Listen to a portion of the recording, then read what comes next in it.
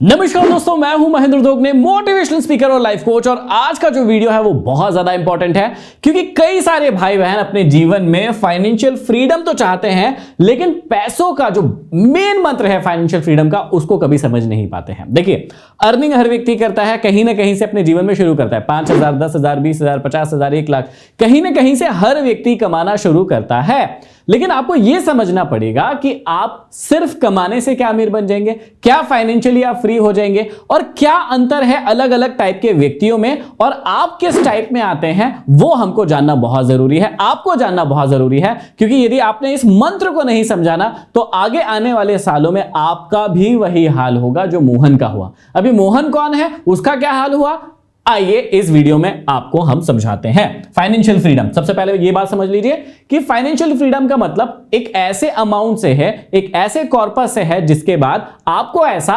Financially free होगा कि भैया अब मुझे टेंशन लेने की जरूरत नहीं है, अब मुझे वो हाई बाप करने की जरूरत नहीं है कि अब मुझे पैसा कमाना ही पड़ेगा, नहीं कमाऊंगा तो क्या होगा, हर महीने सैलरी आना ही चाहिए। एक ऐसा अमाउंट आपके जीवन में जो यदि आप क्रिएट कर लेते हैं तो उसके बाद आप मेंटली और फाइनेंशियली दोनों फ्री हो जाते हैं। तो क्या है वो प्रोसेस जिससे लोग फाइनेंशियली फ्री बनते हैं और क्या है वो मंत्र, ये हम जानते हैं। एक कहानी थोड़ी सी सुनाता हूं मैं आपको कि राम, श्याम और मोहन की ये कहानी है।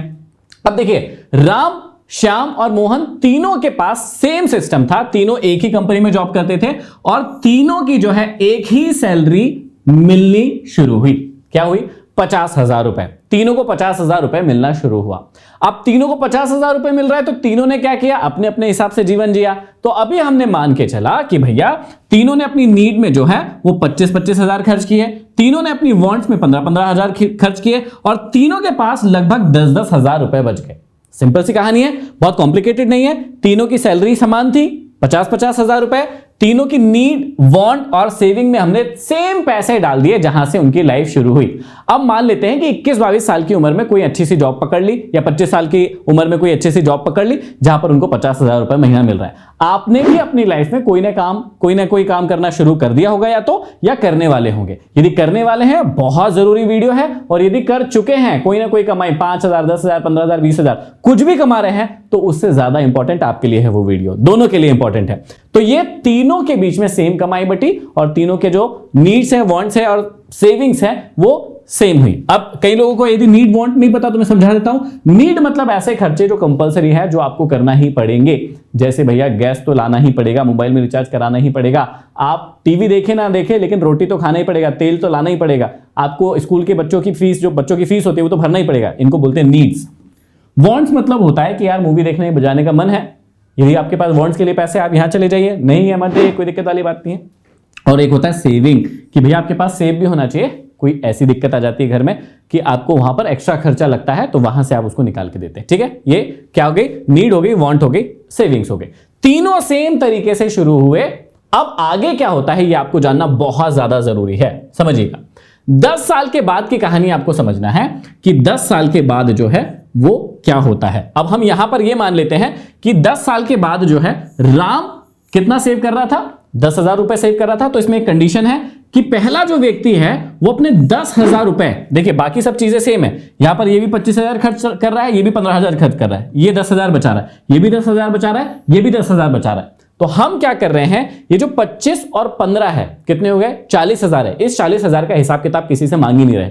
तीनों भाइयों ने अपने 40,000 रुपए तो खर्च कर दिए, इसका कोई हिसाब नहीं मांग रहा है। लेकिन जो 10,000 रुपए बचाए थे तीनों ने, उसके साथ आप क्या करते हैं, या उसके साथ तीनों ने क्या किया, वो गेम चेंज करेगा, वो उनकी फाइनेंशियल फ्रीडम में मदद करेगा। तो हम क्या मान रहे हैं, राम नाम का जो व्यक्ति है उसने एक ऐसी जगह चुनी निवेश करने के लिए इस 10,000 को हर महीने, जहां पर उसको 15% सालाना जो है रिटर्न मिल रहा है। कोई ऐसी जगह चुनी। अब हम देखेंगे कि वो कौन सी जगह होती है। श्याम जो है उसने एक ऐसी जगह चुनी अपने इस 10,000 को निवेश करने के लिए जो कि उसे 4% ईयरली रिटर्न देता है। कौन देता है भैया, उसका पैसा जो है वो सेविंग खाते में ही पड़ा रहता था। राम क्या करता था, इस 10,000 रुपए को किसी ऐसी जगह निवेश करता था जहां 12 से 15% ईयरली रिटर्न मिले। यह बंदा श्याम का क्या करता था, इसको सेविंग खाते में ही पड़े रहने देता था। और जो मोहन नाम का बंदा है, ये बहुत लग्जरी, बहुत इसको ब्रांड वैंड पहनना होता था, कुछ ना कुछ, भाई मेरे को आज आईफोन चाहिए, मेरे को भैया ज़ारा ही चाहिए और मेरे को आई वॉच ही चाहिए, ये इस टाइप का व्यक्ति था। इसने क्या किया, इसने ये जो 10,000 रुपए है, इसने अपनी लग्जरी, जो एक्स्ट्रा दिखावे का सामान होता है, भले ही क्रेडिट कार्ड पे आ जाए, कोई दिक्कत वाली बात नहीं है, ले लेंगे बाद में बिल भर देंगे, वो इस टाइप का व्यक्ति था। उसने अपने 10,000 को वहां खर्च करना शुरू किया और एक्स्ट्रा लोन लेते गया। कहानी समझ में आ गई होगी, तीनों के सारे खर्चे सेम थे, लेकिन इस 10-10 हजार के साथ क्या करते हैं वो इंपॉर्टेंट है। पहले ने 15% रिटर्न वाली जगह पे इन्वेस्ट किया, दूसरे वाले ने सेविंग अकाउंट में ही पड़े रहने दिए वो सेविंग को, और तीसरे बंदे ने क्या किया, उसको एक्स्ट्रा लग्जरी पर खर्च करना शुरू किया। मजेदार बात क्या है कि अब 10 साल के बाद तीनों के साथ क्या होगा, ध्यान से देखिएगा। 10 साल के बाद जो राम है उसने सेम किया था 10,000 रुपए, 15% रिटर्न। अब 10 साल के अंदर उसका 12 लाख रुपए निवेश हो गया, समझिएगा 12 लाख रुपए उसके खाते से जा चुका है। लेकिन 10 साल बाद उसको मिलता क्या है, यदि ये रिटर्न सेम चलता रहा 10 साल तक, तो उसको 27 लाख रुपए उसके खाते में मिलेंगे। 12 लाख निवेश है, मिल कितना रहा है, 27 लाख रुपए उसकी जेब में आ रहा है। सेम कहानी आप श्याम की समझते हैं कि श्याम ने भी 10,000 रुपए अपने बैंक खाते में, जो सेविंग खाता है उसमें पड़े रहने दिए। उसने कहा यार सेविंग है, सेविंग है, सेविंग है। अब उसने भी 12 लाख रुपए तो निवेश कर दिया, क्योंकि वो सेम अमाउंट है। 12 लाख इसका भी निवेश हुआ, 12 लाख इसका भी निवेश हुआ, लेकिन अंतर कहां आ गया कि भैया इसको जो है मात्र 14 लाख रुपए मिले। आप समझिएगा, इसने 12 लाख निवेश किए, इसको 14 लाख मिले। इसने 12 लाख निवेश किए थे, इसको 27 लाख मिले, दुगने से भी ज्यादा। इस बात को समझिएगा। और ये जो बंदा है जिसने भैया क्या किया था, इसने क्या किया था कि ये जो पैसा है वो पूरा का पूरा इसका खर्चा हो गया, खत्म हो गया। 12 लाख रुपए इसने पूरा का पूरा स्पेंड कर दिया। इसने एक भी रुपए कहीं सेविंग खाते में नहीं डाला, अपनी लग्जरी की चीजें ली, कार ले लिया, गोल्ड ले लिया, ये ले लिया, वो ले लिया, और इसने क्या किया, ईएमआई बनवा ली और लोन भरता गया। मतलब वो 12 लाख भी चला गया और 12 लाख का जो इंटरेस्ट बन रहा है, जो लोन लिया होगा इसने समय समय पर, वो भी बनता जा रहा है। 10 साल के अंदर ये कहानी आके खड़ी होगी। अगर यही चीज 20 साल के लिए इनके साथ कंटिन्यू होती है तो फिर क्या होता है, ध्यान से देखिएगा। ये 20 साल हो गए, 20 साल के बाद राम सेम चीज कर रहा है, 10,000 रुपए निवेश कर रहा है, 15% के रिटर्न की दर से मिल रही है। अब 10 साल में 12 लाख निवेश हुए थे, तो 20 साल में कितने निवेश हो रहे हैं, 24 लाख रुपए इनके निवेश हो गए। इसको जो मिले 20 साल के बाद, वो मिले 1,51,00,000 रुपए। कितने मिल रहे हैं, 24 लाख रुपए निवेश हुए, लेकिन 20 साल के बाद 1,51,59,000 रुपए के करीब इसको मिल रहा है। ये बंदे ने अपने पैसे सेविंग खाते में ही रखे, कहीं नहीं रखे। 24 लाख रुपए इसका भी निवेश हुआ और मात्र इसको मिले 36 लाख रुपए। अभी भी इसका पैसा दुगना नहीं हुआ जितना निवेश है, अभी भी दुगना नहीं हुआ। इस बात को समझिएगा, टोटल निवेश का दुगना नहीं हुआ है, क्योंकि इसने बैंकिंग के खाते में अपना पैसा सेविंग खाते में ही डाल के रखा। और ये बंदा जो है इसके 24 लाख जो है वो भी खर्च हो गए और अपने ईएमआई और लोन में ही ये परेशान है, मतलब लॉस में ही है। और पूरे टाइम परेशान है कि यार मेरे को क्रेडिट कार्ड का बिल भरना है, मुझको उसकी ईएमआई आनी है, मेरा ये टेंशन है, मेरा वो टेंशन है, ये टेंशन में ही जी रहा है।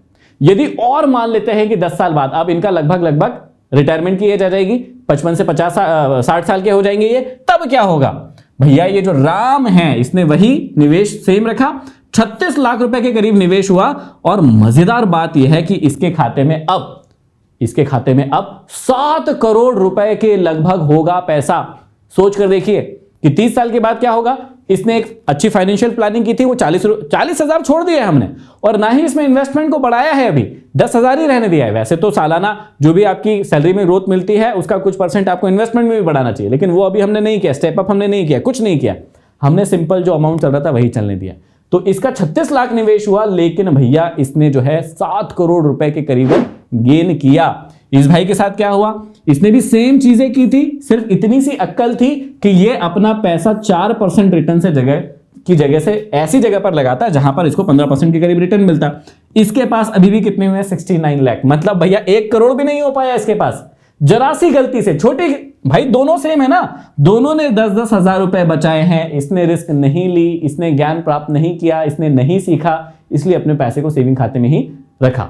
इसने थोड़ा सा सीखा, समझा क्या होता है क्या नहीं होता है, और इसने सही जगह पर निवेश किया। और ये भाई साहब ने तो पूरे इनके 24 लाख क्यों, इसने 36 लाख पूरे के पूरे खर्च कर दिए, पूरे 36 लाख भी खर्च हो गए। और अभी भी इसके लॉसेस भी बढ़े, लोन्स भी बढ़े, ईएमआईज भी बढ़ी, क्रेडिट कार्ड के बिल्स भी बढ़े, और इस प्रकार से इसका जीवन जो है वो टन टारा होता गया। अब समझिएगा, अब कई बार कहते हैं कि फाइनेंशियली हमें फ्री होना है भाई, उसके लिए आपको अभी से प्लानिंग करनी पड़ेगी। और कोई भी व्यक्ति ऐसा नहीं होता है जो कमाना बंद कर देता है। क्या धीरू भाई अंबानी के पास इतना पैसा था तो उन्होंने कमाना बंद कर दिया था? क्या मुकेश अंबानी, स्टीव जॉब्स या जितने भी बड़े लोग हैं, इन्होंने क्या फाइनेंशियली फ्री होकर कमाना बंद कर दिया, घर पर आराम कर रहे, बैठ गए? नहीं, ऐसा नहीं होता है। आप जीवन जीने के लिए कुछ ना कुछ काम करते रहते हैं, लेकिन जब आपके पास वो अमाउंट क्रिएट हो जाता है तो आप डिसाइड करते हैं कि आप अपने टाइम के साथ क्या करेंगे। आप वृक्षारोपण करेंगे, बच्चों की शिक्षा में मदद करेंगे, या अपनी जिंदगी को ऐश के साथ जिएंगे और पैसा अपना उड़ाएंगे। आप क्या करना चाहते हैं ये आप डिसाइड करेंगे, लेकिन कब? जब आपके पास ये 7 करोड़ वाला अमाउंट यदि इकट्ठा हो जाता है तो। यदि आपके पास ये अमाउंट भी इकट्ठा होता है 30 साल के बाद, कोई वैल्यू का नहीं है, कोई वैल्यू नहीं रहेगी। 30 साल के बाद इस अमाउंट की क्या वैल्यू है? कुछ भी नहीं है, कोई वैल्यू नहीं रहेगी, और ये तो हमेशा परेशान रहेगा ही। क्वेश्चन ये है कि इन तीनों बंदों में से आप कौन सा बनना चाहते हैं, या आप किस रास्ते पर है? क्या आपके लोन, ईएमआईज और बार बार आपके लग्जरी पर एक्सपेंडिचर्स बढ़ रहे हैं? क्या आपने अपनी नीड को, वांट को और सेविंग को कंट्रोल नहीं किया है? या फिर आप, या तो आप मोहन होंगे या आप श्याम होंगे। श्याम होंगे मतलब कमा ठीक ठाक रहे हैं लेकिन सही जगह पर निवेश नहीं कर रहे हैं। और या फिर आप राम हैं कि भैया आप कमा भी रहे हैं, ठीक से खर्च भी कर रहे हैं, ठीक से सेव करके उसको सही जगह पर निवेश भी कर रहे हैं। अब ये बंदा 15% की जो मैंने दर मानी है रिटर्न, ये कहां माना है? तो ये यदि आप निफ्टी 50 के इंडेक्स फंड में भी अपना पैसा लगाते, या आप मिड कैप, स्मॉल कैप में इंडेक्स फंड में भी पैसा लगाते, तो ये आपको एक लॉन्ग टर्म में ये जो रिटर्न है वो मिलता और आप इसको एंजॉय कर पाते। तो अपने आप से पहले क्वेश्चन कीजिए और मुझे कमेंट बॉक्स में बताइए पहले कि राम, श्याम और मोहन में से आप कौन से हैं? क्या आप अपनी फाइनेंशियल फ्रीडम के लिए काम कर रहे हैं? अगली बात, इस बात को तो आप शायद बहुत अच्छे से समझ गए होंगे जो मैं समझाना चाहता हूं। आपको इस बॉक्स को भी समझना पड़ेगा। आपको समझना पड़ेगा कि आप अर्न क्या कर रहे हैं, सबसे पहली बात।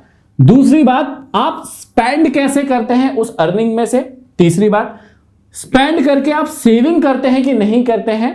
तीसरी बात, और चौथी बात कि आप उसको सही जगह पर निवेश करते हैं कि नहीं। और यदि ये आप चारों चीजें करते हैं तभी आप एक बेहतर लाइफ, फाइनेंशियल फ्रीडम की ओर जी पाएंगे, या आपकी लाइफ बेहतर हो पाएगी। मुझे कमेंट बॉक्स में कमेंट करके जरूर बताइएगा कि इस वीडियो से आपको क्या समझ में आया, कैसे राम, श्याम, मोहन ने सेम अमाउंट कमाना शुरू किया, लेकिन आगे चल के 10 साल, 20 साल, 30 साल बाद उनकी लाइफ एकदम अलग हो जाएगी। आप अपनी लाइफ को कैसा बनाना चाहते हैं, और आप तीनों में से कौन से हैं अभी, बाद में क्या बनेंगे वो नहीं, अभी कौन से हैं, राम है, श्याम है, मोहन है, वो भी मुझे कमेंट बॉक्स में कमेंट करके जरूर बताइएगा। आई होप ये वीडियो आपको पसंद आया होगा। इसी प्रकार के और मोटिवेशनल और पावरफुल वीडियोस देखने के लिए हमारे चैनल को सब्सक्राइब नहीं किया है तो कर लीजिए, और बहुत सारा प्यार, लाइक, शेयर जरूर कीजिए। अगले वीडियो में फिर मिलते हैं, तब तक के लिए आप सभी का बहुत बहुत धन्यवाद।